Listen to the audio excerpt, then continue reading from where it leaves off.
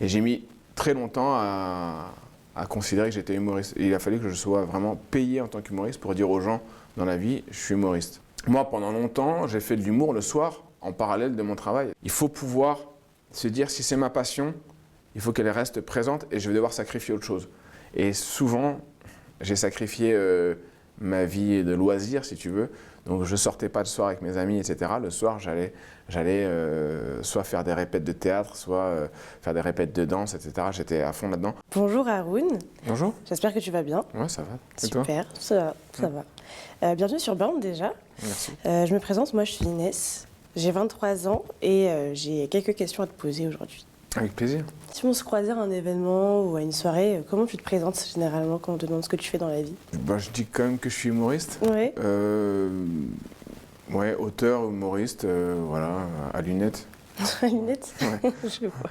Et est-ce que tu as toujours voulu être humoriste ou ça s'est présenté à toi comme ça? Aussi longtemps que je m'en souvienne, j'ai toujours été fasciné par l'humour, j'ai toujours été passionné de ça, je regardais énormément de programmes d'humour. Ça a longtemps été un rêve, et pendant un moment je me disais que ça restera un rêve, et puis à un moment je me suis aperçu que c'était possible de passer à l'action, donc c'est venu petit à petit. Et le cinéma aussi, c'est quelque chose qui t'intéressait depuis le début? Non, c'est pas quelque chose qui m'intéressait depuis le début. En fait, moi, j'aimais beaucoup, je regardais beaucoup de comédies, mais j'étais très attiré par la scène. Et en fait, à force d'écrire, je m'aperçois que le cinéma peut être un autre moyen d'expression qui permet d'exprimer d'autres choses de manière un peu plus fine, un peu plus légère. Et donc c'était quoi le déclic pour te lancer dans l'humour ou après cette idée de se lancer dans le cinéma avec le crowdfunding? Pendant mes études, j'ai découvert l'impro théâtrale et j'ai parlé à un ami. Je lui disais, moi, je rêverais de monter sur scène tout seul avec du sketch, quoi. Et il m'a inscrit à un festival de café-théâtre étudiant. Il m'a dit, je t'ai inscrit, c'est dans 2 mois et maintenant, faut que tu passes, quoi. Et donc, j'ai écrit un sketch avec mon metteur en scène actuel, on se connaît depuis plus de 20 ans maintenant. Je lui ai dit, voilà, j'ai écrit ça, est-ce que tu peux m'aider à le monter, etc. Et ça a bien marché la première fois. La deuxième fois, ça a beaucoup moins bien marché, mais la première fois, ça a été un déclic. Je commençais à envisager le fait de faire ça de ma vie. Mais je n'osais pas encore l'imaginer professionnellement. Après, c'est un long périple de scène en scène pour se dire que oui, on peut en vivre, quoi. Et j'ai mis très longtemps à considérer que j'étais humoriste. Et il a fallu que je sois vraiment payé en tant qu'humoriste pour dire aux gens dans la vie, je suis humoriste. Tu me parles de metteur en scène avec qui tu travailles toujours aujourd'hui, donc est-ce que l'entourage prend une grande place dans ta vie quand justement tu dois sans doute être parfois amené à douter, ou même que ce soit au début de ta carrière, sur tes choix de vie, le fait de te lancer même dans la comédie, ou aujourd'hui de se lancer dans le cinéma. Oui. Est-ce que ça joue un rôle? Est-ce que tu te sens soutenu? Est-ce que pour toi c'est important d'avoir des personnes qui t'accompagnent? Oui, c'est très important, c'est même primordial, je pense, parce que il y a un truc qu'on confond parfois, c'est que les soutiens viennent du milieu dans lequel on est. Mais en fait, les soutiens ne viennent pas du milieu dans lequel on est. Les soutiens, ils sont affectifs, émotionnels.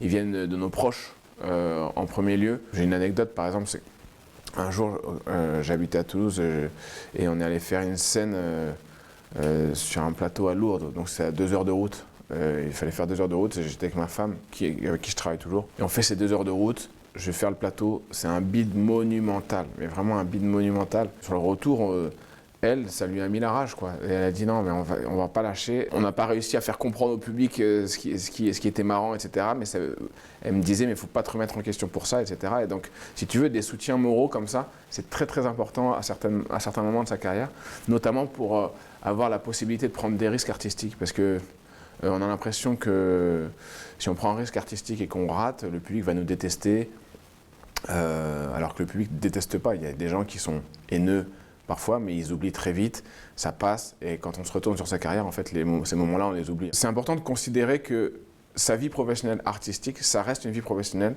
et ça ne remet pas en question la personne qu'on est. Je trouve ça super intéressant ce que tu dis, parce que c'est vrai que même en tant que personne jeune qui veulent se lancer, ou même dans le milieu professionnel, parfois on peut être confronté à des personnes qui vont nous dire que ce qu'on fait c'est mal, qu'on le fait de la mauvaise manière, parce que c'est des personnes qui ont plus d'expérience. Ouais. Et je me doute que toi, justement, quand tu as décidé de faire de l'humour, ou même quand tu as dû peut-être parler autour de toi du fait que tu avais envie de faire du cinéma, tu as peut-être des personnes qui t'ont pris de haut en disant écoute, moi je suis du milieu, bien sûr. ça se fixe pas comme ça. Bien sûr, notamment parce que je travaille avec un réal parce que je ne vais pas réaliser le film que j'écris.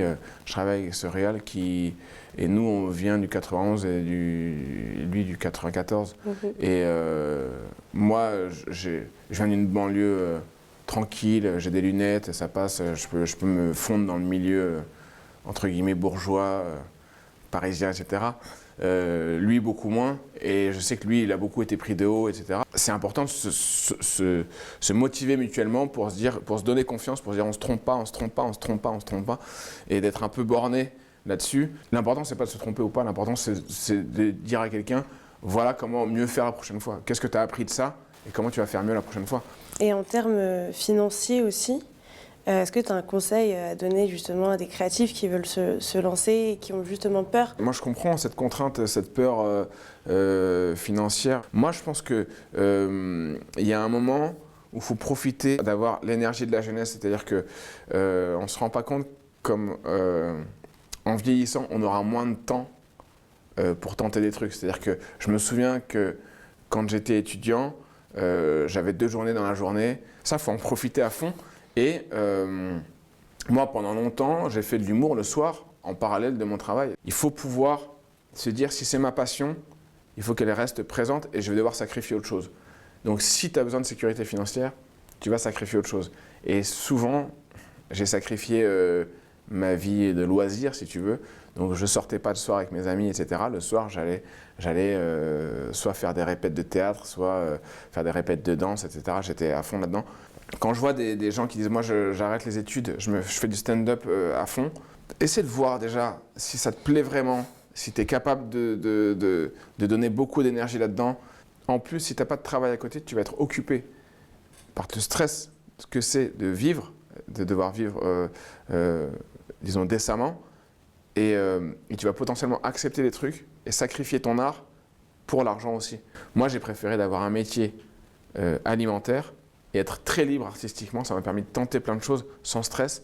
Et l'alimentaire permettait de financer mes prises de risques artistiques. Est-ce que tu dirais que c'est quelque chose que tu fais encore? Parce que par exemple, cette idée de crowdfunding, tu aurais pu juste essayer de faire appel à des gros producteurs, par exemple, oui, comme beaucoup. Est-ce que c'est aussi pour avoir cette liberté artistique dans l'écriture et être sûr que personne n'aura son mot à redire sur ta manière de faire? Nous, on avait envie de passer à l'action très rapidement parce qu'en plus j'ai des tournées, donc j'ai peu de créneaux pour bosser sur un film. Et en effet, c'est le fait de garder cette liberté. Si on veut faire un film populaire, pourquoi pas demander aux gens s'ils ont envie de financer un film populaire, parce que j'ai aussi l'impression que le public a perdu en pouvoir en fait par rapport à ce qu'on lui propose.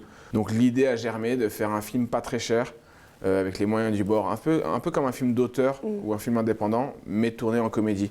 Parce que souvent, je trouve qu'on oppose la comédie, entre guillemets, populaire et les films d'auteur. On dit les films d'auteur, c'est chiant, la comédie, c'est bête. Et c'est 2 clichés qu'il y a sur les films. Donc, si on les rassemble, est-ce qu'on peut faire une comédie d'auteur qui s'adresse à tout le monde, enfin, qui est populaire dans le bon sens du terme, mais qui en même temps propose une réal un peu différente et une vision un peu artistique. Et du coup, quel conseil tu aurais à donner à des jeunes qui voudraient faire comme toi, qui aimeraient se lancer, et, tout en étant aussi indépendants, de pouvoir faire ce qu'ils veulent, etc. Le premier conseil que j'ai à donner, c'est de mettre ses idées sur le papier. La mettre sur le papier, déjà, c'est quelque part la donner au monde. Tu vois, c'est-à-dire qu'elle est lisible par d'autres gens. Donc ça concrétise déjà l'idée. Il faut faire, quoi. Il faut absolument faire, même si c'est des moyens réduits, même si ça sent que ce sont des moyens réduits. Aujourd'hui, on a la chance d'avoir des téléphones avec une caméra. Faut faire. Et est-ce qu'il y a des jeunes créatifs qui t'inspirent ou des gens de ma génération, des artistes de ma génération, aujourd'hui que tu regardes avec inspiration ou qui te plaisent? Ce que je fais là actuellement, ça m'a aussi inspiré par Inox Tag qui a fait son docu, qui l'a fait librement avec sa communauté. Et en fait, je trouve que lui, il a vraiment remis en question tous les codes du cinéma, en fait, parce que en quelques séances, il a fait beaucoup plus que plein de films. Et en plus, il a réussi à sortir un documentaire de très bonne qualité et très cher en s'affranchissant des circuits traditionnels. Il y a plein aussi de filles qui font des sketchs sur Insta qui sont de super comédiennes en fait. Le cinéma va subir la même claque que la musique a vécu il y a quelques années avec le streaming.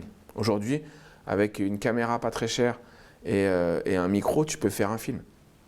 Et je pense qu'il faut que toute cette génération-là, elle prenne conscience qu'elle a le pouvoir de remettre en question un système qui a vieilli, qui est plus d'actualité en fait. Est-ce que tu as encore envie de tenter d'explorer des nouvelles sortes d'art pour l'avenir, ou tu veux aujourd'hui te concentrer sur l'écriture dans le cinéma, ou te concentrer sur l'humour, ou un monde où demain, je sais pas, tu te lances et tu deviens, je sais pas, jardinier? J'ai quand même ce truc qu'on a envie de continuer à écrire et ça m'anime. J'aimerais bien un jour écrire un roman, mais c'est quelque chose qui me paraît pour l'instant hors d'atteinte, quoi.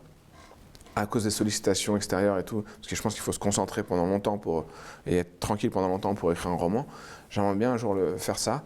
Et pourquoi pas aussi des drames en cinéma. C'est Robert Lamoureux qui disait ça. Dans une interview, il disait qu'il faut essayer de surprendre le public avec ce qu'il veut voir. C'est-à-dire que le public sait qu'il va se passer un truc, il a envie qu'il se passe un truc. Il faut que tu lui montres ce qu'il a envie de voir, mais avec un petit pas de côté. Et quand même, il dit « Ah ouais, j'avais pas vu ça aussi ». Et toute la difficulté quand tu fais un nouveau spectacle, un nouveau film, c'est de ne pas trahir ce que t'es, mais de proposer quand même quelque chose de différent. Eh bien, merci en tout cas pour tes conseils. Avec grand plaisir. Merci beaucoup.